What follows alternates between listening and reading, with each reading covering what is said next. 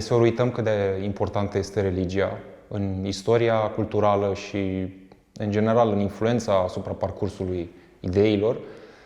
Și cred că masterul acesta reușește, prin diversitatea cursurilor și mai ales degajarea cu care abordează subiecte foarte dificile, să te apropie cumva de spații foarte, foarte interesante.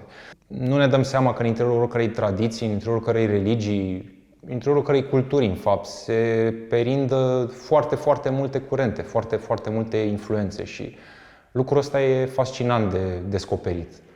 Există un vechi proverb tibetan care spune că, mergând pe un munte într-o zi înzăpezită, am văzut de depărtare o stâncă și pe măsură ce m-am apropiat, am văzut că era un copac și apropiindu-mă și mai mult prin viscol, am văzut că era un animal mare. Și apropiindu-mă și mai mult, am văzut că e un om și ajungând lângă el, mi-am dat seama că era fratele meu.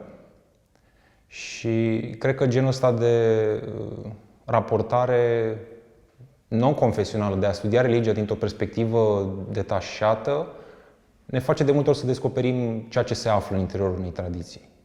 Masterul oferă foarte multe oportunități de cercetare și cred că cel mai important este felul în care, uitându-te la numeroase tradiții, reușești să descoperi de foarte multe ori subiecte și teme de viitor care sunt în mod evident foarte puțin studiate și care au foarte mult potențial de lucru. Pe mine masterul m-a ajutat foarte mult să îmi completez și să capăt cunoștințe din zone foarte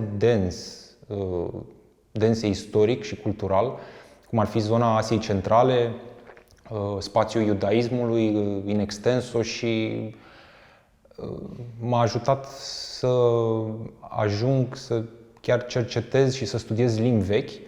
A face cercetare în domeniul ăsta înseamnă a rămâne întotdeauna curios, ca și în orice zonă științifică, și cred că masterul asta reușește cel mai mult. Să instituie uimire și recunoștință pentru cât de multe tradiții există și au existat pe acest pământ, iar foarte multe dintre ele încă rămân nevorbite.